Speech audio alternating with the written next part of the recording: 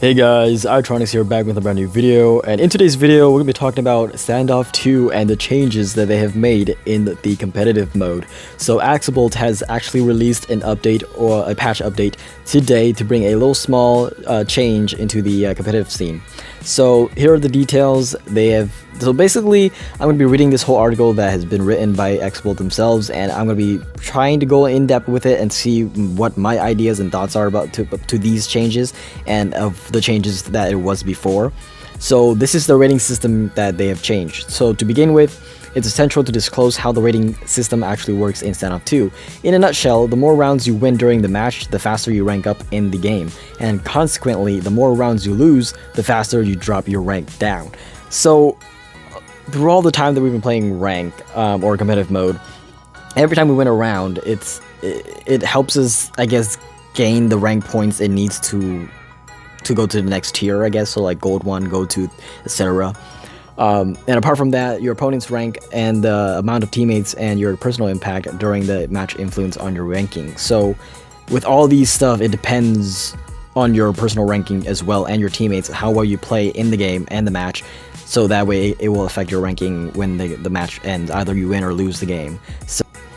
So they said it is possible though to increase your rank on a loss as well as to lose it on a win, but it's just really slow, like a low chance of that happening. So we can't really increase our rank on a loss, or maybe we lose it when we have a win. So here's the more detailed version. So they're bringing in the terminology of all of this. So the MMR stands for a measure unit of a player's skill. So player's rating, the player's MMR sums, which influences the rank. And delta, which is the amount of MMR which will change the player's rating at the end of a competitive match. So every player has some amount of MMR, their rating. Their rank depends on which boundaries the player's rating is close to. According to the results of the competitive match, the rating changes by a number equals to the delta. It either gets higher or lower.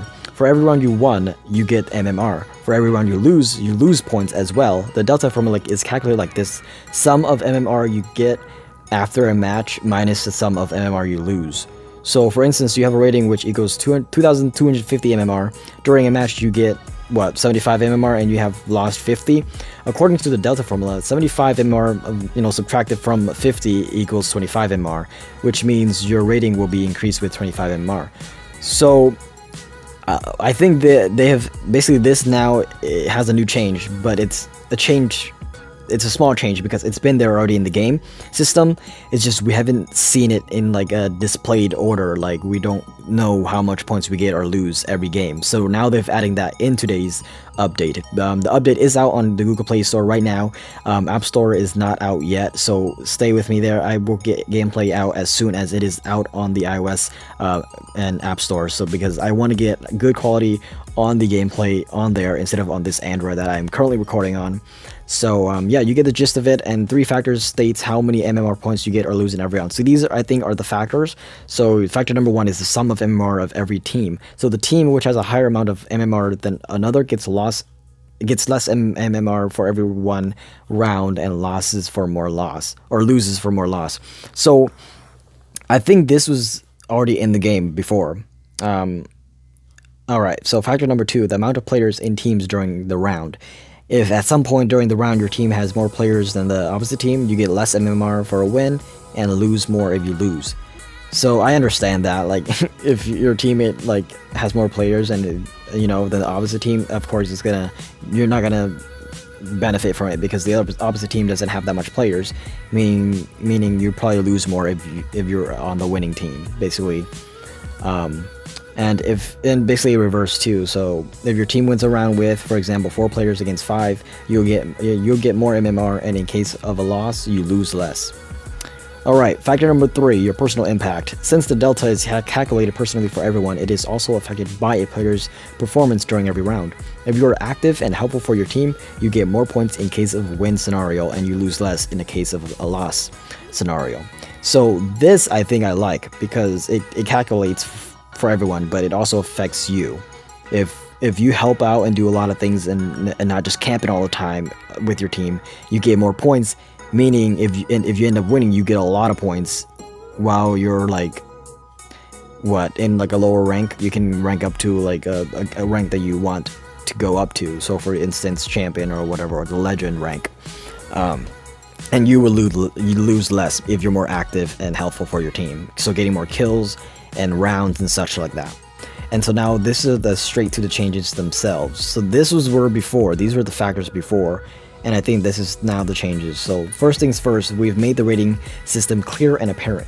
Now at the end of every competitive game, the diagram with all your MMR flow during the match will be displayed. So here is a little example of what it will look like.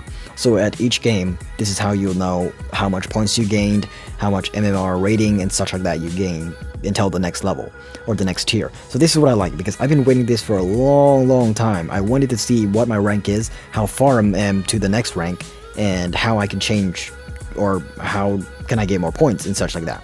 Because it wasn't clear to the community as to how much points you need to get to the next tier, or how many wins and such like that. It doesn't show a diagram your wins and losses. Well, it does on your stats, yes, but it doesn't show how much you lose or how much you gain and stuff like that. It just shows you win and stuff like that, and sometimes you rank up, but like we don't fully know.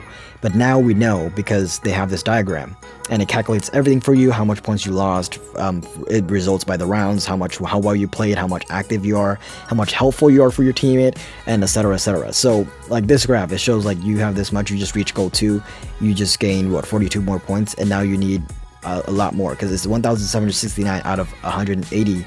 Let me rephrase that. 1,850 points or MMR rating to get to the next tier, I think. So it would this will now be displayed every competitive game you play. So I would have some gameplay, but it's just the update's not on Apple yet, so that's kind of sad. But secondly, we've shifted the MMR boundaries of ranks. So the main goal is to correct the player's rank distribution. At the end, or at the time of the match patch release, the most widely spread rank in the game is Silver 3. So as you can see, this is the current one. So right now, everybody in Silver 3 is mainly matching into each other's games. So as you may have noticed, there are a few higher ranked players. Because of that, they have to wait significantly longer to start a match. We want to amend the situation by lowering the barrier to entry. So we have seen this a lot. When you're a higher ranked player, you mainly have to wait a long time to start a match, because there is no higher other ranked player that's at your current rank, if you get what I mean. So if you're higher, for instance, you're the legend rank, and there isn't many of the legend rank people, so you can't really get into a rank game to get more rank points, because you're by yourself and you have to wait a long time. And now they're trying to change this. So this is the example of the rank distribution they're trying to achieve. So like a system, like a chart like this. So more people will be at the legends, the elites, hitting master, hitting what, Ray Phoenix, all that stuff. Because mainly it's just a bunch of silvers right now. But that's what's going to. And so now they're asking what's going to happen. We may ask what's going to happen with our current ranks. This is nothing. They won't disappear or anything, because the system itself won't be changed. The only change is the amount of MMR points a player has to score to achieve the desirable rank. So this is what I like, this part. The only change that they've added is the amount of MMR points we need in order to score, so we can get that desirable rank, so we can continue and improve to the next tier rank. So that way we can keep playing and enjoying competitive mode, because we don't know, back then we don't know what we're gonna get, how much points we gain, how much points we lost, and much more. So, and they were still recommending you to recalibrate. Don't worry if you get deranked. By summing up the season's result, the greater importance will be given to the highest rank achieved.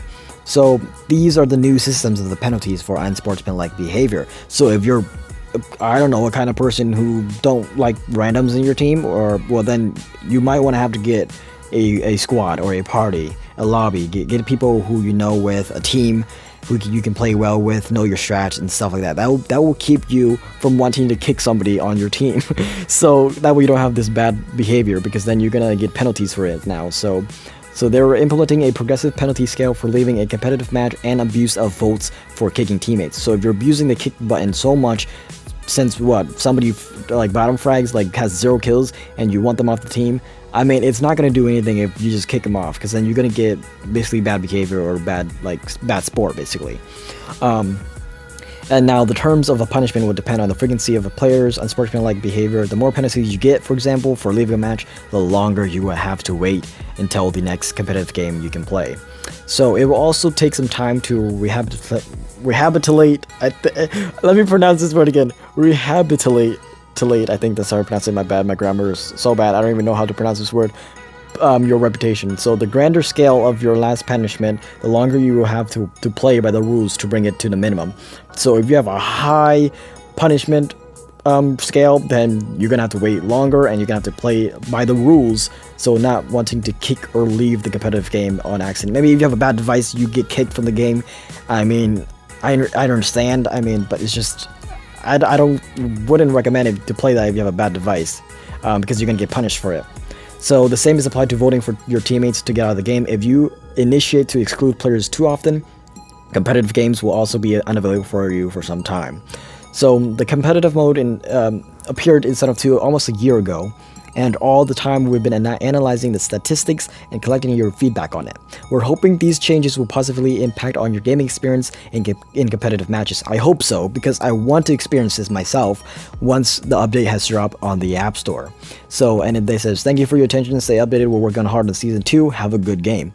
So I'm also interested on Season 2 as well, but at least they made this patch update or little patch changes for Standoff 2 for this mode, competitive mode, because it's been a year and they just now recently made a patch about it. I'm not sure how the devs are working right now or how their schedule is, but if they can listen to the community more, I think that then the game, they will have like a successful game. And I mean, I guess the way they changed this now would benefit other players, because now they get to see their ranks, and this is the screen that I always would want to see and hope for, because I feel like now they do it in depth. As you can see, it shows how much points you lose, how much points you gain, and basically it tallies up to the end score. So you gain plus 62, but then you're gonna have to subtract that from 20 because you lost 20 points from that round. Somewhat, you probably didn't stay active as much or stuff like that. So, and oh yeah, so the total of the teams, so total MMR of the teams, as you can see, these are their ranks, and then what's bad, and then stuff like that. I'll probably understand more as soon as I get to play the game and experience it myself. But with that being said, if you guys have enjoyed today's video, be sure to drop a like, comment, subscribe for more. And yeah, I'll see you guys in the next Stand of 2 video. Stay tuned for this update for iOS. I'll maybe make announcements on that on the community tab and such like that when the update will drop. But with that being said, I'll see you guys in the next video. Peace out.